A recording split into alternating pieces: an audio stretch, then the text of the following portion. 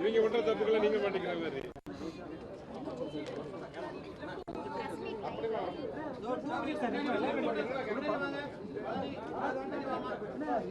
Sir கொஞ்சம் ஒரு step முன்னாடி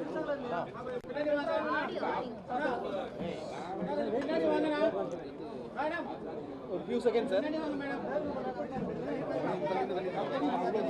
நீங்கள் வந்து நாங்களும்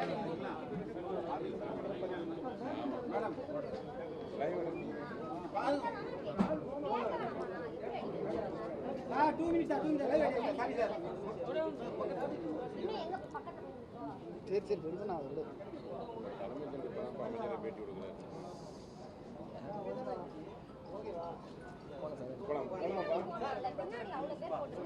கண்ணா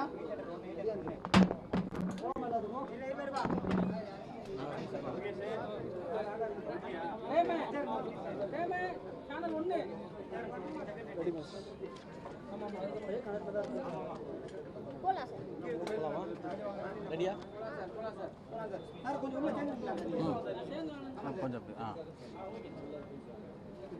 எல்லாருக்கும் வணக்கம். பழனியில் ஒரு நிலம் வந்து இல்லீகலாக பார்த்தீங்கன்னா ரெஜிஸ்ட்ரேஷன் நடந்திருக்கு அப்படின்ற ஒரு விஷயம் வந்து நீங்கள் எல்லாருமே செய்தியாக வெளியிட்டிருந்தீங்க. அந்த செய்தியோடு சேர்த்து அது மட்டும் இல்லாமல் நிறைய பொய்யான புரட்டான ஒரு வன்மத்தில் நிறைய விஷயங்கள் வந்து பார்த்திங்கன்னா பல்வேறு கட்சியினரால் பரப்பப்பட்டுருக்கு அப்படின்றது இங்கே இருக்க எல்லாருக்குமே தெரிஞ்சிருக்கும். பார்த்திங்கன்னா அந்த நிலத்தை வந்து ரெஜிஸ்ட்ரேஷன் பண்ணது என்னுடைய சொந்தக்காரரு, 100 கோடி ரூபாய் மதிப்புள்ள ஒரு சொத்தை வந்து 2 கோடி ரூபாய்க்கு ரெஜிஸ்டர் பண்ணிட்டாங்க, அது மாண்புமிகு அமைச்சருடைய உறவினர் தான் பண்ணியிருக்கிறாரு அப்படின்லாம் சமூக வலைதளத்தில் நிறைய பரவிட்டாங்க. உண்மையிலே அப்படி ஒரு உறவினர் எனக்கு எங்கேயோ இருக்காங்கன்றதை கண்டுபிடிச்சி சொல்லியிருக்காங்க பாருங்கள். எப்பேற்பட்ட கண்டுபிடிப்புன்றதை நான் இன்றைக்கி தான் பார்க்குறேன். இப்படிப்பட்ட உறவினர் எனக்கு அங்கே இருக்கிறாங்கன்றது எனக்கே இன்றைக்கி தான் தெரியும். அப்போ அப்படிப்பட்ட இடத்துல இந்த மாதிரியான ஒரு பொய் செய்திகள் எல்லாம் வந்து பரப்பிவிட்டு இருந்தாங்க. அடுத்தது ஏதோ அரசாங்கம் வந்து கவனம் செலுத்தாமல் அரசாங்கமுக்கு தெரிந்து தான் இதெல்லாம் நடக்குது, அமைச்சர்களுக்கு தெரிஞ்சு தான் இதெல்லாம் நடக்குது அப்படின்றது போல் பல பேர் பல்வேறு விஷயங்களை பொய்யாக புரட்டாக சமூக வலைதளங்கள்லையும் சில யூடியூப்களிலும் பார்த்திங்கன்னா பரப்பிட்டு வராங்க. ஸோ அதற்கு ஒரு விளக்கமாக தான் இந்த விஷயத்தை நம்ம சொல்கிறோம். ஏன்னா நடவடிக்கைகள் நம்ம எடுத்திருக்கோம் அப்படிங்கிறத நம்ம சொல்கிறதுக்காக தான் முக்கியமாக இன்றைக்கு செய்தியாளர்களை சந்திக்கிறோம். இந்த பழனியுடைய அடிவாரத்தில் இருக்கக்கூடிய தண்டபாணி மடத்துக்கு சொந்தமான அந்த நிலத்தை பொறுத்த வரைக்கும் ஏற்கனவே பார்த்திங்கன்னா பல முறை அந்த இடத்தை வந்து ரிஜிஸ்டர் பண்ணக்கூடாது யாருக்கும் அப்படின்னு சொல்லிட்டு பழனி கோயிலுடைய ஜேசி மூலயமாக சப் ரிஜிஸ்டர் ஆஃபீஸ்க்கும் டிஸ்ட்ரிக்ட் ரிஜிஸ்டர் ஆஃபீஸ்க்கும் பல முறை கடிதங்கள் வழங்கப்பட்டிருக்குது. நீங்கள் அந்த கடிதங்கள் பார்த்தீங்கன்னா 15/9/2025, 16/11, 25/12 போன 2025 பார்த்தீங்கன்னா இந்த கடிதங்கள்லாம் நம்ம வழங்கியிருக்கிறோம். இதை தாண்டி கடந்த மார்ச் மாதம் 2026 மார்ச் மாதம் 27ஆம் தேதி அன்னைக்கு வந்து பார்த்தீங்கன்னா அந்த லேண்டை வந்து திரும்ப ரிஜிஸ்ட்ரேஷன் பண்ணுறதுக்கு ட்ரை பண்ணியிருக்கிறாங்க. ஒரு ஃப்ராட்லண்ட் சேல் டீடை வச்சு ரிஜிஸ்ட்ரேஷன் பண்ணுறதுக்கு ட்ரை பண்ணியிருக்கிறாங்க. ஸோ அதையும் நம்ம அன்றைக்கி வந்து பண்ண முடியாமல் போனதுனால என்ன பண்ணுறாங்கன்னா ஒரு ரெஃப்யூசல் ஸ்லிப் ஒன்று கொடுத்துட்றாங்க. இதை பண்ண முடியாது அப்படின்னு சொல்லிட்டு ரெஃப்யூசல் ஸ்லிப்பு ஒன்று அந்த ஏப்ரல் மாதத்தை 1ஆம் தேதி கொடுத்துட்றாங்க. அந்த ரெஃப்யூசல் ஸ்லிப்பை வச்சுக்கிட்டு அந்த ப்ரைவேட் பார்ட்டி என்ன பண்ணுறாங்க, ஒரு 2-3 பேர் சேர்ந்துக்கிட்டுனா கோர்ட்டுக்கு போகிறாங்க. ஸோ கோர்ட்டுக்கு போயிட்டு ஏப்ரல் 10ஆம் தேதி ஒரு ஆர்டர் ஒன்று வாங்குறாங்க. அந்த ஆர்டரில் வந்து பார்த்தீங்கன்னா கோர்ட் வந்து ஒரு வழிமுறையை கொடுக்குறாங்க. டாக்குமெண்ட்ஸ் எல்லாம் வெரிஃபை பண்ணி அது சரியாக இருந்தால் ரிஜிஸ்ட்ரேஷன் பண்ணலாம் அப்படின்ற டாக்குமெண்ட்ஸ் சரியாக இருந்தால் வெரிஃபை பண்ணி சரியாக இருந்தால் கேன் பி கன்சிடர்னு ஒரு வார்த்தை தான் போடுறாங்க சொல்கிறாங்க. ஸோ அப்படி வந்து ஒரு ஆர்டரை கொடுக்குறாங்க. இந்த ஆர்டருமே வந்து வித்தின் த 1 வீக், ஒரு வாரத்துக்குள்ளே இதை செய்யணும் அப்படின்றது தான் கோர்ட்டுடைய அன்றைக்கு இருந்த ஆர்டராக இருக்கிறது. ஆனால் அதற்கு பிறகு வந்து பார்த்தீங்கன்னா அந்த ஆர்டரை வைத்துக்கொண்டு இப்போ ஜூலை மாதம் என்ன பண்ணுறாங்கன்னா 3ஆம் தேதி வந்து சப் ரிஜிஸ்டர் ஆஃபீஸ் அந்த 2ஆம் தேதி ஜேசி ஆமாம் ஸோ சப் ரிஜிஸ்டர் ஆஃபீஸ்க்கு போகிறாங்க. போயிட்டு 3ஆம் தேதி இதை ரிஜிஸ்ட்ரேஷன் பண்ணணும்னு சொல்லி கேட்குறாங்க. ஆனால் 2ஆம் தேதியே 3ஆம் தேதி அவர் போகிறாங்க அந்த ரிஜிஸ்ட்ரேஷன் பண்ணுறதுக்கு. அதற்கு முன்னாடி நாள் 2ஆம் தேதியே பழனியுடைய ஜேசி என்ன பண்ணுறாரு அப்படின்னா இந்த லேண்டில் எந்த விதமான ரெஜிஸ்ட்ரேஷனும் பண்ணக்கூடாது அப்படின்னு சொல்லிட்டு டிஸ்ட்ரிக்ட் ரெஜிஸ்டர் ஆஃபீஸுக்கு மீண்டும் வந்து கடிதத்தை எழுதிடுறாங்க. 3ஆம் தேதியும் அந்த ரெஜிஸ்ட்ரேஷனை வந்து ஹோல்டு பண்ணி பெண்டிங்கில் போட்டுடுறாங்க. 3ஆம் தேதி முயற்சி பண்ணுறாங்க மீண்டும் அதை ரெஜிஸ்டர் பண்ணுறதுக்கு முயற்சி பண்ணுறாங்க. அப்போ இருந்த சப் ரெஜிஸ்ட்ரார் வந்து அப்போ வந்து அசிஸ்டன்ட் ஒருத்தர் ஒர்க் பண்ணிட்டு இருக்கிறாரு. நாங்கள் 1ஆம் தேதி ஒரு ட்ரான்ஸ்ஃபர் போடுறோம், புதுசாக ட்ரான்ஸ்ஃபர் ஆனவங்க இன்னும் வந்து ஜாயின் பண்ணல, அதுக்காக ஒரு அசிஸ்டன்ட் வந்து சப் ரெஜிஸ்ட்ரார் பொசிஷனில் இருக்கிறாங்க. அவர் வந்து மறுத்துறாரு, இந்த பெண்டிங்கில் போட்டுறாரு அந்த டாக்குமெண்ட் ரெஜிஸ்டர் பண்ணாமல். பெண்டிங்கில் போட்டு முடிச்சதுக்கு அப்புறம் வந்து பார்த்தீங்கன்னா திரும்ப வந்து 6ஆம் தேதி ஒரு அடிஷ்னலாக வந்து சார்ஜ் எடுத்துக்கிறதுக்காக லீவில் இருக்கக்கூடிய இடத்துல ஒரு ஆள் சார்ஜ் அந்த பர்சனும் லீவில் போகிறாரு. லீவில் போகிறதுனால அப்புறம் ஜஸ்டின் மணிகண்டன் ஒருத்தரை வந்து சொல்லுங்கள். ஸோ அந்த ஜஸ்டின் மணிகண்டன் அப்படின்றவர் வந்து சார்ஜுக்கு அன்றைக்கி லீவில் போகிறதுக்காக யாருமே இல்லைன்றதுனால சார்ஜுக்கு வராரு. அவர் இதை பற்றியான இந்த ஹிஸ்ட்ரியை தெரியாமல் என்ன பண்ணிடுறாரு அப்படின்னா அந்த ரிஜிஸ்ட்ரேஷனை அன்றைக்கி பண்ணி கொடுத்துட்றாரு. இது வந்து 6ஆம் தேதி நடக்குது. அப்போ இது தெரிஞ்ச உடனேயே உடனடியாக நம்மளுடைய ஹெச்ஆர்என்சியினுடைய அதிகாரிகள் என்ன பண்ணுறோம் அப்படின்னா இந்த ரிஜிஸ்ட்ரேஷன் வந்து இல்லீகலானது, இதை வந்து அவங்க இந்த ஹிஸ்ட்ரியை பார்க்காம பண்ணி கொடுத்துட்டாங்க அப்படின்னு சொல்லி சம்மந்தப்பட்ட துறை அதிகாரிகள் பதிவுத்துறை அதிகாரிகிட்டலாம் பேசி அந்த நிலத்தோடைய ரிஜிஸ்ட்ரேஷனை ஸ்டாப் பண்ணுறதுக்கு என்னென்ன வழிமுறைகள் இருக்குதோ அது எல்லாத்தையும் முன்னெடுத்துருக்குறோம். கோர்ட்டில் இது சம்மந்தமான வழக்கு இருக்குது. இன்றைக்கு அந்த வழக்கு வந்து விசாரணைக்கு வந்துச்சு. விசாரணைக்கு வரும்பொழுது ஹெச்ஆர்என்சியும் வந்து ஒரு பார்ட்டியாக அவங்க அட்மிட் பண்ணியிருக்கிறாங்க. நாளைக்கு மறுபடியும் இந்த கோர்ட்டில் கேஸ் வருது. அப்போ இந்த லேண்டை நம்ம திரும்ப வந்து ரெட்ரைவ் பண்ண போகிறோம் அப்படின்றதுல எந்த விதமான சந்தேகமும் யாருக்கும் இங்கே தேவை கிடையாது. அதே போல் மாண்புமிகு அமைச்சர் அவர்களும் அவர் துறை சார்ந்து அந்த சார் பதிவாளரை உடனடியாக சஸ்பென்ஷன் பண்ணிவிட்டு நேர்மையான விசாரணைக்கு என்னென்ன செய்ய முடியுமோ அது எல்லாத்தையும் அவரும் அவர் துறை சார்ந்து பண்ணிக்கிட்டு இருக்கிறாரு. இப்படி லைன் பை லைனாக ஒவ்வொரு ஆக்ஷன்ஸாக நம்ம எடுத்துகிட்டு இருக்கும்பொழுது, ஏன்னா நாம் வந்து ஒரு அரசாங்கம் நடத்துகிறோம், சட்ட ரீதியிலான முறையில் நம்ம இந்த விசாரணை நடத்துகிறோம், நடவடிக்கைகள் இருக்கணும்னு சொல்லிட்டு இது ஒவ்வொன்றா நம்ம பண்ணிக்கிட்டு இருக்கும்பொழுது இந்த விசாரணையை வந்து என்னன்னே தெரியாமல் என்ன நடக்குது, அரசாங்கம் என்ன பண்ணுது, இது எதையுமே தெரியாமல் பொத்தாம்பொதுவாக வந்து அமைச்சருடைய உறவினர் வந்து இந்த லேண்டை வந்து வாங்கிட்டாரு, அமைச்சரோட இதில் கை இருக்குது, அமைச்சருக்கு தெரிஞ்சுதான் இது நடக்குது அப்படின்லாம் ஒரு பயங்கரமான வன்மத்திலையும் இந்த அரசாங்கத்தின் மேலே ஏதாவது ஒரு ஊழல் கரையை வந்து நம்ம பண்ணிட மாட்டோமா அப்படிங்கிறதுக்காகவும் எதிர்க்கட்சிகள் கங்கணம் கட்டிக்கொண்டு வேலை பார்க்குறது நல்லா தெரியுது. நீங்கள் எவ்வளவு முயற்சி செஞ்சாலும் எங்களுடைய மாண்புமிகு முதலமைச்சர் அவர்கள் சொன்னது போல் எங்களுடைய கவர்மெண்ட் க்ளீன் கவர்மெண்ட்டாக இருக்கும், டிரான்ஸ்பரண்ட் கவர்மெண்ட்டாக இருக்கும், கரப்ஷன் ஃப்ரீ கவர்மெண்ட்டாக நிச்சயம் இருக்கும். தவறு செஞ்சவங்க யாராக இருந்தாலும் எந்த டிபார்ட்மெண்ட்டாக இருந்தாலும் எவ்வளவு பெரிய அதிகாரியாக இருந்தாலும் நிச்சயமாக நடவடிக்கை எடுப்போம். அதற்கான ப்ரொசீஜரில் தான் நாங்கள் இருந்துகிட்டு இருக்கிறோம். அந்த விசாரணைகள்லாம் நடந்துகிட்டு இருக்குது. போலீஸ் ஸ்டேஷனில் எஃப்ஐஆர் ஃபைல் பண்ணியாச்சு. சம்மந்தப்பட்ட சப் ரிஜிஸ்டர் மேலேயும் அதே போல் இந்த ரிஜிஸ்ட்ரேஷனுக்காக ட்ரை பண்ண அந்த ப்ரைவேட் பார்ட்டிஸ் மேலேயும் எஃப்ஐஆர் ஃபைல் பண்ணி போலீஸ் விசாரணை நடந்துகிட்டு இருக்குது. துறை ரீதியான நடவடிக்கைகளையும் எடுத்துக்கிட்டு இருக்கிறோம். ஸோ இப்படி எல்லா விஷயங்கள்லையுமே எல்லா இடங்கள்லையுமே மிக நேர்மையாக எங்களுடைய விசாரணை நடந்துகிட்டு இருக்குது. இதற்கு நடுவில் இது போல பொய் புரட்டுகளை பரப்புவர்கள் மேலே, குறிப்பாக என்னுடைய உறவினர்னு சொல்லி பொய் புரட்டுகளை நிறைய பேர் பரப்பிட்டு இருக்காங்க பார்த்தீங்களா, அவங்க மேலே எல்லாமே சட்டப்படி நடவடிக்கை எடுக்கிறதுக்கான முயற்சிகளை நான் முன்னெடுத்திருக்கிறேன். காவல்துறையில் புகார் அளிச்சிருக்கிறோம். தொடர்ந்து இது போல செய்யும் வகையில் யார் யாரெல்லாம் இப்படி பொய் புரட்டு புகார்களை பரப்பிட்டு இருக்காங்களோ அவங்க மேலே நடவடிக்கை எடுக்கப்படும். ஒருவேளை என்னுடைய உறவினர் தான் அந்த 100 கோடி சொத்தை வாங்கினாரு, அவர் தான் 2 கோடிக்கு பண்ணிட்டாருன்னு யாராவது நிரூபித்து ஆதாரம் இருந்தால் காட்ட சொல்லுங்கள். அப்படி எந்த ஆதாரமே இல்லாமல் பொய்யாக புதுசாக ஒரு உறவினரை எனக்கே உருவாக்கிட்டு இருக்காங்க. எனக்கே தெரியாது என் உறவினர் இருக்காங்கன்னு சொல்லிட்டு புதுசாக ஒரு உறவினரை உருவாக்குறாங்க. கடந்த காலகட்டத்தில் இந்த புதுசாக அப்பாக்களெல்லாம் உருவாக்கின மாதிரி, அண்ணன்களை பெரியப்பாக்கள்லாம் உருவாக்கின மாதிரி எனக்கு உருவாக்கிட்டு இருக்கிறாங்க. அப்போ எங்களுக்கு யாரை பற்றியும் கவலை கிடையாது. எங்களுக்கு மடியில் கனம் இல்லை, வழியில் பயம் இல்லை. நாங்கள் தைரியமாக இந்த விஷயத்தில் இருக்கிறோம். இன்னொரு விஷயமும் சொல்கிறேன், கோயில் நிலங்களை பொறுத்த வரைக்கும் 1 இன்ச்சு கூட யாருக்கும் கொடுப்பதற்கு நாங்கள் தயாராக கிடையாது. கோயில் நிலங்களை பொறுத்த வரைக்கும் இது போன்ற இல்லீகல் ஆக்டிவிட்டீஸில் நேர்மையாக துரிதமாக சட்டப்படி எல்லா நடவடிக்கையும் எடுக்கப்படும் அப்படிங்கிறத இந்த இடத்துல நாங்கள் தெரிவிச்சோம். சார் இதே போல வந்து பார்த்தீங்கன்னா வெண்ணமலை, அதாவது கரூரில் வந்து கரூர் பிரச்சனை கொண்டு வந்தாங்க. கரூரில் வந்து 4 கோயில்களில் இடம் வந்து அந்த இடம் வந்து பார்த்தீங்கன்னா உங்களுக்கு வந்து நீங்கள் கொடுத்ததா வந்து கோயில் இடத்த வந்து தாரவாத்து கொடுத்தாங்க. அப்போ அதுவும் வந்து ஒரு விமர்சனம் வருது, செய்தியாளர் சந்திப்புன்னு சொல்லியிருக்காங்க. கரூர்லேயே 2 விதமான ஒரு குழப்பங்கள் இருக்குது. ஏன்னா ஒரு புறம் வந்து கோயில் இருந்து நீங்கள் கொடுத்துருக்கீங்க, அதே போல் வெண்ணமலையிலையும் வந்து மக்கள் வந்து ஏற்கனவே கவர்மெண்ட் ரிஜிஸ்டர் பண்ணதெல்லாம் அப்போ வந்து கோயில் இடம் இருந்தபோது ஏன் ரிஜிஸ்டர் பண்ணாங்க? ஏன்னா இப்போ வந்து இப்போ என்ன இப்போ பண்ணுறதில்லைன்றீங்க, ஆரம்பத்தில் வந்து ஏன் பண்ணாங்க? இல்லை, அருமையான கேள்வி அண்ணன் கேட்டார். இதுவும் ஒரு பொய்யான புரொபகண்டா. கோயில் நிலத்தை தாரவாத்துட்டாங்க, கோயில் நிலத்தை பட்டா போட்டு கொடுத்துட்டாங்க, கோயில் நிலத்தை வந்து ஆக்கிரமிப்பாளர்களுக்கு கொடுத்துட்டாங்க, இப்படின்னு டிசைனாக கலராக வந்து போய் சொல்லி ரீல் சுற்றிக்கிட்டு இருக்கிறாங்க சில பேர். குறிப்பாக அண்ணன் நயினார் நாகேந்திரன் போன்றவர்கள்லாம் இது என்ன விஷயம், என்ன ஹிஸ்ட்ரி இருக்குது, என்ன சட்டங்கள் இருக்குது, இது எதையுமே பார்க்காம கலராக ரீல் சுற்றிக்கிட்டு இருக்கிறாங்க சமூக வலைதளத்தில். அதாவது இனாம் ஒழிப்பு சட்டம்னு ஒன்று இருக்குது. இது அண்ணனுக்கு தெரியுமா என்னன்னு எனக்கு தெரியல. இனாம் ஒழிப்பு சட்டத்தின் மூலமாக 1963-67 காலகட்டத்தில் வந்து பார்த்தீங்கன்னா பல்லாண்டுகளுக்கும் மேலாக அங்கே உழவு தொழில் செய்து விவசாயம் செய்து வந்த அந்த மக்கள், குடிவாரம்னு சொல்லக்கூடிய அந்த மக்கள் அங்கே வசித்து வராங்க. அப்போ அவங்களுக்கு அந்த இடத்துடைய உரிமையை கொடுக்கும் விதமாக அந்த இடத்தை அனுபவித்து அவங்க வந்து அதற்கான பயன்பாட்டுக்கு கொண்டு வரும் விதமாக அந்த இனாம் ஒழிப்பு சட்டத்தின் மூலமாக அன்றைய காலகட்டத்தில் வந்து பார்த்தீங்கன்னா ஃபுல் சர்வே ஒரு செட்டில்மெண்ட் தாசில்தாரை போட்டு கம்ப்ளீட் சர்வே எல்லா வகையிலும் என்கொயரி பண்ணி யார் யாருக்கெல்லாம் நியாயமாக பட்டா வழங்கப்பட வேண்டும்னு முடிவு பண்ணாங்களோ அவங்க எல்லாருக்கும் அப்போவே பட்டா வழங்கிட்டாங்க. இவங்க சொன்னது போல் ஏதோ புதுசாக தாவேக்கா ஆட்சிக்கு வந்தோடனே பட்டா போட்டு கொடுத்துட்டோம் அப்படின்றத ஒரு அப்பட்டமான பொய். அது இனாம் ஒழிப்பு சட்டத்தின் மூலமாகவே அவங்களுக்கு பட்டா கொடுத்தாச்சு. பட்டா கொடுத்ததுக்கு பிறகு 60 ஆண்டுகளுக்கு மேலாக அந்த மக்கள் வந்து அங்கே வசிச்சுட்டு வராங்க.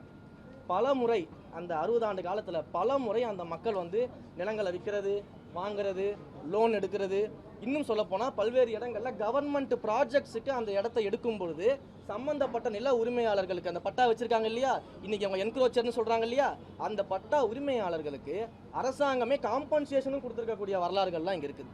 அப்போ அரசாங்கமே ஒருத்தர் காம்பன்சேஷன் கொடுக்குறதுனா அவருக்கு ரைட் இருக்கிறதுனால தானே கொடுக்குறாங்க. அப்போ இதெல்லாம் அங்கே இருக்குது. இந்த 60 ஆண்டு காலம் இருந்தவங்கள சில அரசியல் சூழல்கள் என்ன பண்ணுறாங்கன்னா பிளாக் பண்ணுறாங்க. ஏன் பிளாக் பண்ணுறாங்க அப்படின்னா, இதெல்லாம் கோவில் நிலங்களுக்கு சொந்தமானது அப்படின்னு சொல்லி 1912 அந்த காலகட்டத்தில் இருக்கக்கூடிய ரிஜிஸ்டர்ஸை எடுத்து வச்சுக்கிட்டு அந்த ரிஜிஸ்டரை மென்ஷனாக பண்ணி இஓக்கள் மூலியமாக அன்றைக்கு இருந்த இஓக்களை வச்சுக்கிட்டு லெட்டரை மட்டும் கொடுத்து சப் ரிஜிஸ்டர் ஆஃபீஸ் மூலமாக இந்த இடத்தெல்லாம் பிளாக் பண்ணிடுறாங்க. எந்த விதமான டிரான்சாக்ஷனும் பண்ண விடாமல் பிளாக் பண்ணுறாங்க, ஜீரோ வேல்யூ பண்ணுறாங்க. அப்போ இந்த பிளாக் பண்ணதுனாலையும் டிரான்சாக்ஷனை ஜீரோ வேல்யூ பண்ணதுனாலையும் அங்கே இருக்கக்கூடிய மக்கள் எவ்வளவு கஷ்டப்பட்டிருக்காங்க, எவ்வளவு போராடி இருக்காங்க, எத்தனை போராட்டங்களுக்கான ஆதாரத்தை நான் கொடுக்க முடியும், முடிச்சிடறேன். ஸோ இந்த மாதிரியான விஷயங்கள் நடந்துகிட்டு இருக்கும்போது அந்த மக்கள் ஒரு கல்யாணம் காட்சினா லேண்ட் அடிச்சு லோன் வாங்க முடியாது, ஒரு அவசர தேவைக்கு லேண்டை விற்க முடியாது, வீட்டை விற்க முடியாது, எந்த டிரான்சாக்ஷனும் பண்ண முடியாத ஒரு சூழலில் அவங்க மாட்டிக்கிட்டாங்க. இதற்கான போராட்டம் தொடர்ந்து நடந்துகிட்டு இருக்குது. அதே போல் கடந்த தேர்தலில் இதே அதிமுக பாஜக கூட்டணி வச்சு சந்திக்கும் பொழுது இந்த இனாம் விஷயம் தொடர்பாக மக்களுக்கு ஏற்றார் போல நாங்கள் என்னென்ன நல்ல நடவடிக்கை எடுக்கணுமோ அது எடுக்கிறோம்னு சொல்லி தேர்தல் அறிக்கையிலேயே கொடுத்துருக்காங்க. ஆனால் இன்றைக்கு அவங்க எதிர்த்து பேசுகிறாங்க, புரியுதுங்களா? அப்போ இந்த மாதிரியான விஷயங்கள் பண்ணிட்டு இருக்கிறோம். இதில் நியாயப்படி நீங்கள் பார்த்தீங்கன்னா மொத்தம் வந்து நம்மளுடைய கரூர் மாவட்டத்தை பொறுத்த வரைக்கும் 3071 இனங்கள் சர்வே நம்பர்ஸ் வந்து பிளாக்கில் இருக்குது. அதில் கோவில் நிலங்கள் 2024 சர்வே நம்பர்ஸ் பிளாக்ல தான் இருக்குது. அதை யாராலையும் கை வைக்க முடியாது, ஓகேங்களா? அதே போல் பட்டா நிலம் 1167 நிலங்கள் இருக்குது. அதில் வந்து பார்த்தீங்கன்னா தெளிவான இனங்கள் கிளியர் கேசஸ் அப்படின்னு சொல்லிட்டு இனாம் ஒழிப்பு சட்டத்தின் மூலமாக பட்டா பெறப்பட்டு இண்டிவிஜுவல் நேம்ஸுக்கு பட்டா கொடுக்கப்பட்ட பிறகு அதற்கு பிறகு வந்தக்கூடிய யூடிஆர்லையும் இண்டிவிஜுவல் நேமில் அவங்க பட்டா இருக்கும். அதற்கு பிறகு கம்ப்யூட்டரைஸ்டு பண்ணதுக்கு அப்புறமும் இண்டிவிஜுவல் நேமில் அந்த பட்டா இருக்கும். இந்த 3 ரிஜிஸ்டரையும் சரியாக சரிபார்த்து இந்த கிளியர் கேசஸ் இந்த கேசஸ் மேலே எந்த விதமான கோர்ட்டு வழக்குகளும் நிலுவையில் கிடையாது. எந்த கோயிலும் போயிட்டு எங்களுடைய லேண்டுன்னு சொல்லி சிவில் சூட் போட்டெல்லாம் வழக்குகளும் நிலுவை கிடையாது. அப்படி எதுவுமே இல்லாத இந்த கிளியர் கேசஸ் இருக்குது பார்த்தீங்களா, அதனுடைய பிளாக்ஸை மட்டும்தான் அவங்களுடைய டிரான்சாக்ஷன் இருக்கக்கூடிய பிளாக்கை மட்டும்தான் ரிலீஸ் பண்ணியிருக்கிறோம். இவங்க சொன்ன மாதிரி கோயில் நிலத்தை கொண்டு போய் பட்டா போட்டு கொடுக்கல, புதுசாக பட்டா போட்டு கொடுக்கல, இதெல்லாம் தான் நம்ம பண்ணியிருக்கிறோம். இதுதான் வந்து இங்கே இருக்கக்கூடிய நிகழ்வு. இதை வந்து மூடி மறைச்சிட்டு கோயில் நிலத்தை பட்டா போட்டு கொடுத்துருன்னு ஒரு பொய்யான ப்ரொபகண்டாவை முன் வச்சுருக்கிறேன். 3000 சொச்சம் ஏக்கர் டோட்டல் பிளாக்ல இருக்கு. அதில் கோயில் நிலங்கள் 2024 சர்வே நம்பர்ஸ் தான் இருக்கு, ஓகேங்களா? அந்த 2024 நம்ம ஒரு இன்ச்சு கூட கை வைக்கல. பழனி கோயிலை பொறுத்த வரைக்கும் ஒரு விஷயம் கேளுங்க, ஒரு விஷயம் கேளுங்க. நாலு கோயில பேசிட்டீங்க. வெண்ணமலை கோயில என்ன பிரச்சனை? பழனி பிரச்சனை முடிச்சா வெண்ணமலை கோயில என்ன பிரச்சனை? பழனி கோயிலை பொறுத்த வரைக்கும் அந்த இணை ஆணையருக்கு கூடுதல் ஆணையர் யாராவது ஒருத்தரா கேளுங்க. பழனி கோயிலை பொறுத்த வரைக்கும் அந்த இணை ஆணையருக்கு கூடுதல் ஆணையரா பதவி கொடுத்தது வந்து இந்த தவறு நடந்திருக்கிறது நீங்க ஒத்துக்கிறீங்களா? தவறு நடந்திருக்கு. நடந்திருக்கு. ஸ்டார் 3.0 ன்னு ஒன்னு இது பண்ணிருக்கீங்க, டிரான்ஸ்பரண்ட் அண்ட் பேப்பர்லெஸ். ஒரு இது ரெஜிஸ்ட்ரேஷன் போட்டீங்கன்னா ஈஸி எடுத்தீங்கன்னா எல்லா லிஸ்டும் வரும். ஒரு கோயில் நிலம் ஒரு ஏக்கர் நிலம் 100 கோடி இருக்கும்போது அந்த லிஸ்ட் எல்லாம் வரும்போது இது வெறும் சப் ரெஜிஸ்ட்ரார் மட்டும்தான் ஈடுபட்டிருக்காங்களா? அமைச்சர் லோகேஷ் அவர்கள் சொல்லுங்க. சப் ரெஜிஸ்ட்ரார் இந்த சப் ரெஜிஸ்ட்ரார் தப்பு பண்ணாருன்னு தெரிஞ்சதுனால தான் அவர் வந்து நேற்றே சஸ்பெண்ட் பண்ணியாச்சு. அவர்கிட்ட நம்ம பேசும்போது ஓரலாக என்ன சொல்லுவார் அப்படின்னா, கோர்ட் டைரக்ஷன் வச்சு நான் அந்த பத்திரத்தை பதிவு செஞ்சுட்டேன் அப்படிங்கிறாரு. என்ன அப்புறம் இப்போ நம்ம வந்து அந்த டாக்குமெண்ட் ஹோல்ட் பண்ணி தான் வச்சுருக்கிறோம். இப்போ என்ன கேட்டீங்க? ஸ்டார் அவருக்கு மட்டும் தான் தெரிஞ்சு நடந்துச்சான்றது. இல்ல அதுதான் சொல்றேன்ல, இவர் கோர்ட் டைரக்ஷன் வச்சு பண்ணியிருக்கிறாரு. இந்த கோர்ட் வந்து தலையிட்டு இது வந்து டாக்குமெண்ட்ஸ் கன்சிடர் பண்ணி can be consider to register அப்படிங்கிற மாதிரி ஒரு டைரக்ஷன் கொடுத்துறாங்க. அதை வச்சு இவர் பண்ணிட்டேன்னு எங்ககிட்ட சொல்றாரு. பட் அது தவறு நடந்தது தான் சப் ரெஜிஸ்ட்ராரை நாங்கள் சஸ்பெண்ட் பண்ணிட்டோம், டாக்குமெண்ட்டை ஹோல்ட் பண்ணிட்டோம். இருங்க இன்னும் வரவே இல்லை. ஸ்டார் 3.0 வரும். ஸ்டார் 3.0 இப்போ அவர் சொன்னது போல அந்த 2.0 இருக்கு. அதுதாங்க சொல்ல வரேன். அவர் நான் கன்க்ளூட் பண்றேன். ஏன்னா ஒரே விஷயத்தை சுத்தி வர வேண்டாம். நான் கன்க்ளூட் இருங்க இதுக்கு இதுல சப்ரேஸ் நீங்க இன்னொரு கேள்வி கேட்டீங்க. சப்ரேஸ்டார் மட்டும் தான் இதுல வந்து சம்பந்தப்பட்டிருக்காரான்னு ஒரு கேள்வி கேட்குறீங்க. இவருக்கு மேல யார் இருந்தாலும் இதில் யார் சம்பந்தப்பட்ட துறை ரீதியான நடவடிக்கை எடுத்தாச்சு. இதுக்கப்புறம் விசாரணையும் தொடங்கியாச்சு. இவருக்கு மேல யாராக இருந்தாலும் அவர் மீது என்ன நடவடிக்கை எடுக்கணுமோ அத்தனை எடுக்கப்படும். இந்த கொஸ்டின் ஒரு ஆர்டரே அந்த பழனி இந்த சர்ச்சை ஓடிட்டு இருக்கும்போது அந்த இணை ஆணையருக்கு கூடுதல் ஆணையரா பதவி உயர்வு கொடுத்தது ஒரு சர்ச்சையாக்கப்படுது. அதுதான் சொல்றேன். அதே மாரிமுத்து தான் 4 தடவை சப் ரிஜிஸ்டருக்கு லெட்டர் எழுதியிருக்கிறாரு. அதே மாரிமுத்து தான் 2ஆம் தேதி சப் ரிஜிஸ்டருக்கு லெட்டர் எழுதியிருக்கிறாரு. அப்புறம் எதன் அடிப்படையில் நீங்க அவரோட ப்ரமோஷன், அவர் ப்ரமோஷன் லிஸ்ட்ல இருக்கிறவர், எதன் அடிப்படையில் அவரோட ப்ரமோஷன் நிப்பாட்டி வைக்கணும்னு நீங்க சொல்றீங்க? அவர் தானே லெட்டரே கொடுத்துருக்காரு 2ஆம் தேதி சப் ரிஜிஸ்டர் ஆஃபீஸ்க்கும் டிஸ்ட்ரிக்ட் ரிஜிஸ்டர் ஆஃபீஸ்க்கும் இந்த லேண்டை பத்திரப்பதிவு பண்ணக்கூடாதுன்னு ரிஜிஸ்டர் கொடுத்துருக்காரு. கோர்ட்டில் கேஸ் அவர் தான் மூவ் பண்ணியிருக்காரு. அந்த கோயில் சார்பில் இவ்வளோ விஷயங்கள் அவர் முன்னெடுத்திருக்காரு தானே. அப்போ இதில் என்ன அவருடைய ரெகுலர் ப்ரமோஷனை கொடுக்கறதுல என்ன பிரச்சனை இருக்குது? இதுக்காக departmental activities, regular promotions, transfers எல்லாத்தையுமே ஸ்டாப் பண்ணி வைக்க முடியும். இது என்னங்க, இது நிர்வாக ரீதியாக நடவடிக்கை எடுக்கக்கூடாதா? எதற்கெடுத்தாலும் வந்து மொட்டை தலைக்கும் முழங்காலுக்கும் முடிச்சு போகிறதுன்னு சொல்லுவாங்களா, அந்த வேலையை பார்த்துக்கிட்டு எல்லாருமே கலெக்டராக லீல் சுற்றிக்கிட்டு இருக்கிறதுக்காக டிபார்ட்மெண்ட் வேலையை செய்யாமையா இருக்க முடியும்? இது அவங்க தான் புரியாம பேசிக்கிட்டு இருக்காங்க எல்லாருமே. சரி, இப்போ உங்க மேல வதந்தி பரப்பப்படுது, உங்க மேலான குற்றச்சாட்டுகள் எதிர்க்கட்சிகள் வைக்கிறாங்க. காலை முதல்ல சொல்லிருக்காங்க புகார் கொடுக்கப்பட்டிருக்கு அப்படின்னு சொல்றீங்க. புகார் இதுக்கப்புறம் தான் கொடுக்க போறீங்களா? புகார் நேற்றே கொடுத்தாச்சு சார். கமிஷனர் ஆஃபீஸில் புகார் கொடுத்தாச்சு. சம்பந்தப்பட்ட ஐடிஸ், எந்தெந்த யூடியூப் மீடியாஸ், எந்தெந்த முக்கியமான மீடியாக்களில் என்னுடைய உறவினர்னு சொல்றது, எனக்கு இதில் பங்கு இருக்குன்னு சொல்றது, ஆதாரம் இல்லாத குற்றச்சாட்டில் யாரெல்லாம் வச்சிருக்காங்களோ ப்ராப்பர் லிங்கோட அவங்க செய்தியோட எல்லாத்தையுமே கமிஷனருக்கு கம்ப்ளைண்ட் கொடுத்துருக்குறோம். அதன் மேலே ஆக்ஷன் எடுப்போம். தொடர்ந்து இதே மாதிரி இழிவாக முறையில் இதே மாதிரி ஒரு பொய் புரட்டு செய்திகளை ஆதாரம் எல்லாம் பேசிட்டு இருந்தால் அடுத்த கட்ட நடவடிக்கைகள் எடுப்போம். சட்ட ரீதியா கொடுத்தாச்சு கம்ப்ளைண்ட் கொடுத்தாச்சு. எஃப்ஐஆர் இன்னைக்கு ஃபைல் பண்ணிடுவாங்க. நான் கோயிலை தவிர நான் ஒரு கேள்வி முழுதா இந்த விவகாரம் இருக்கு. நம்ம கேள்வி எஃப்ஐஆர் இன்னமும் அமைச்சர் கொடுத்த புகார் மீது எஃப்ஐஆர் காவல்துறை ஏன் பதிவு பண்ணாம? நேற்று நைட்டு தாங்க கொடுத்துருக்கோம். அவங்களும் அதை பார்த்துட்டு எஃப்ஐஆர் ஃபைல் பண்ணுவாங்கல்ல. சாதாரண மக்களாக இருந்தாலும் ஒன்று தான், அமைச்சர் இருந்தாலும் ஒன்று தான். அமைச்சர்னா மட்டும் என்ன ஃபாஸ்ட் ஃபார்வர்டா பண்ண முடியும்? அவங்க விசாரிச்சுட்டு எஃப்ஐஆர் போட்டு கொடுப்பாங்க. நாங்கள் வேலையை பார்த்துட்டு இருக்கோம். ஒரு சப் ரிஜிஸ்ட்ராரை கண்டுபிடிச்சிட்டோம். அவங்க மேல எஃப்ஐஆர் எப்படி வந்து நீங்க அதுதான் சொல்லிட்டேனே. இதுக்கு சம்பந்தப்பட்ட எந்த ஒரு அதிகாரி எந்த ஒரு தனிநபராக இருந்தாலும் சட்டப்படி நடவடிக்கை உட்படுத்தப்படுவார்கள். நாங்கள் தேவைப்பட்டா இதுக்கு மேல் விசாரணைக்கு எந்த வித லெவலையும் சிஎம் கிட்ட ரெக்வஸ்ட் பண்ணி நாங்கள் பண்ணுவோம். 4 கோயிலில் வந்து அந்த பிரச்சனை என்ன முடிஞ்சது? அங்கேயே வந்து கரூர்லேயே இன்னொரு கோயில் இருக்குது பிரச்சனை. வெண்ணமலையில் வந்து கேஸ் போட்டுக்காம கேஸ் ஓடிட்டு இருக்குது. அதில் என்னன்னா இதே மாதிரி தான் இனாமா கொடுத்ததுலேயே வந்து அவங்களுக்கும் பிரச்சனையா இருக்கு. அந்த வெண்ணமலை கோயில்னால என்ன சிச்சுவேஷன் இருக்கு, என்ன மனு? வெண்ணமலை கோயில் மட்டும் இல்லை சார், கரூரை சுற்றில பல்வேறு கோயில்களில் இந்த பிரச்சனை இருக்குது சார். தெளிவாக சொல்கிறோம். முதல் கட்டமாக இந்த 4 கோயிலை எடுத்து இந்த 4 கோயிலில் கிளியர் கேசஸாக இருக்கக்கூடிய பிளாக்ஸை நம்ம ரிமூவ் பண்ணியிருக்கிறோம். இது முதல் கட்டமாக பண்ணக்கூடிய ஃபேஸ் 1 பணின்றதை மிக தெளிவாக சொல்லியிருக்கிறோம். கலெக்டர் அவருடைய அறிக்கையிலையும் அதை சொல்லியிருக்கிறாரு. இது எல்லாமே ஒரு ஸ்டெப் பை ஸ்டெப் ப்ரொசீஜராக பண்ண போகிறோம். இன்றைக்கு கோர்ட்டில் ஹியரிங் வந்திருக்குது. கோர்ட்டில் கவுண்டர் ஃபைல் பண்ண சொல்லியிருக்காங்க. இன்றைக்கு இந்த வழக்கின் மீது எந்த விதமான ஸ்டேவும் வந்து கொடுக்கல. ஸோ ப்ராப்பர் டாக்குமெண்ட்ஸை கோர்ட்டில் சப்மிட் பண்ண சொல்லியிருக்காங்க. நாங்கள் கவுண்டர் கொடுக்க போகிறோம். அதே போல் இந்த மாதிரியான கிளியர் கேசஸ் இன்னும் எங்கெங்கெல்லாம் இருக்குது, இதற்கு நாங்கள் என்னென்ன அடுத்த கட்ட முன் நடவடிக்கை எடுக்க போகிறோம் அப்படிங்கிறது எல்லாமே நானும் மாண்புமிகு அமைச்சரும் ரெவென்யூ மினிஸ்டரும் எல்லாரும் சேர்ந்து முடிவு பண்ணி சிஎம் கிட்ட அப்ரூவல் வாங்கிட்டு தொடர்ச்சியாக தெளிவாக சொல்கிறோம். கோயில் நிலங்களை பாதுகாப்பதில் எங்களுடைய அரசு, இந்து சமய அறநிலையத்துறையும் மிக கவனமாக இருக்கிறது. கோயில் நிலங்களை ஒரு இன்ச்சு கூட யாருக்கும் விட்டு தர மாட்டோம். அதே சார் போல இந்த மாதிரியான மக்கள் வாழ்வாதார பிரச்சனை, மக்கள் அவங்களுடைய இத்தனை ஆண்டு காலமாக வாழ்ந்து எல்லா டாக்குமெண்ட்ஸ் வச்சுக்கிட்டு பட்டா வச்சுக்கிட்டு அரசாங்கம் ஒரு ஆக்ட் போட்டு பட்டா கொடுத்து அதை கூட பயன்படுத்த முடியாத சூழலில் இருக்கும்போது அங்கே மக்களுக்காகவும் இந்த அரசாங்கம் செயல்படக்கூடும். அதனால மக்கள் பிரச்சனையாக அணுகுவோம், கோயில் பிரச்சனையாக அணுகுவோம். இதில் நாங்கள் கிளியர் கட்டு டைரக்ஷனோட இருக்கிறோம். கடந்த ஆட்சிகள்லாம் நீங்கள் பார்க்கும்பொழுது எல்லாமே கோயில் நிலம்ன்ற சப்ஜெக்டுக்குள்ள தான் போவாங்களே தவிர்த்து கோயில் நிலம், இனாம் நிலங்கள்னு நம்ம இன்னைக்கு ஸ்பிளிட் பண்ணி எல்லாத்தையும் பண்ணியிருக்கிறோம். ஸோ இது தொடர்ச்சியாக நடைபெறும். கோயில் நிலங்களை நாங்கள் விட்டு கொடுக்க மாட்டோம். அதே போல மக்களையும் வந்து நாங்கள் எந்த இடத்துலையுமே வந்து பார்த்தீங்கன்னா அவங்க